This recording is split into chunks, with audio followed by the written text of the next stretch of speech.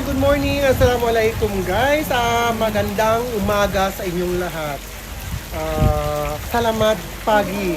Kasi nandito tayo sa may Indonesian Embassy. Ayan po Kedutaan Besar Republic Indonesia Port Moresby. Ibig sabihin Port Moresby, Indonesian Embassy dito sa may Port Moresby. Yung Port Moresby po yung capital city ng Papua New Guinea. Kung saan ako nag-work dito ay sa country nito. Ito po ay nasa capital city po kami. Kumbaga sa Pinas ay ito ay Manila. Alam nyo guys, ang na-observe ko sa Papua New Guinea, mas malaki pa na to ang ano niya kaysa sa Pinas. Pinas kasi kinakalat. Nakalat siya, hindi kinakalat, nakalat, kaya malaki tingnan. Pero pag binuo mo yun, dito kasi ang ang Papua New Guinea ay malaki. Malaki ang ano niya, country niya, kaysa sa Pinas. Kaya, alam mo, pag ginawa itong kalat-kalatin ang Port Moresby, mas malaki pa talaga. Pero na-observan ko yung, nakakita ko sa map, malaki pala ang port, ang Papua New Guinea.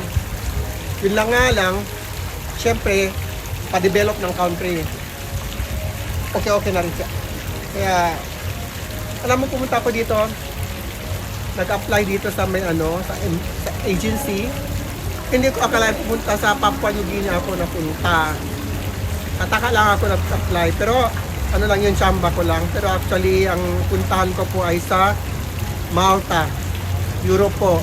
Pero naunahan ako ng agency dito, kaya push ko na lang. Actually, pumasa rin ako para both sides ng agency kung saan pinaplayan. Pero it's okay, maganda naman dito kasi dito sa amin ang agency ko, ang company ko dito ay libre na kami lahat.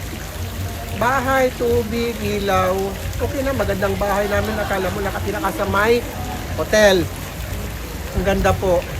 Kaya, ang amin lang po ay pagkain lang. Siyempre, pag nasa trabaho ka sa salon, may ano ka na, may tip ka. Of course, kahit maliit lang, iniipon-ipon mo yun, malaki din yun. Pero may malaki rin nagbibigyan ng tip dito, unlike sa Pinas, kasi pera natin doon, pag ipapalit doon, pera dito, malaki ang palitan.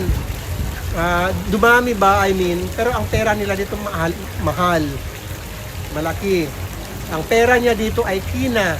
Yung coins is toya. So, 1 kina is equivalent to 13.54 kina. Ewan ko na ngayon ang palitan. Dati daw, mas malaki pa to mas malaki pa sa Australia. Pero katabi lang to ng Australia, ha. Kapit-bahay lang kami ng Australia. Malapit lang talaga. Kaya marami dito mga Australian, American, New Zealander, Indian, Bangladesh, Sri Lanka, mga Singaporean, Chinese. Meron din mga dito, mga Russian, may client ako mga Russian. German, may mga client din ako ganun. Encounter ko na lahat ng mga dito, mga lahi. Pero okay naman sila ka-chika, okay naman sila kausap. Nasa likod ko ay waterfalls po. Fountain, hindi waterfalls, fountain po, sorry. Okay, i-review ko kayo dito sa may ayan si Tatay Digong, eagle. Kahit saan si Tatay Digong ay namamayagpag. Eagle po. Ayan eagle ang simbolo nila.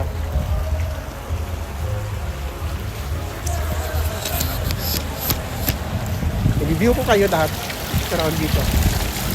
Dito yung dito yung kainan namin. After prayer, dito kami pumunta. Doon sa loob. Doon po. Sa likod na to, likod to ng embassy. Punta na ako guys. Pero parang nainitan na ako. Okay guys, don't forget to subscribe my channel and share. Bye!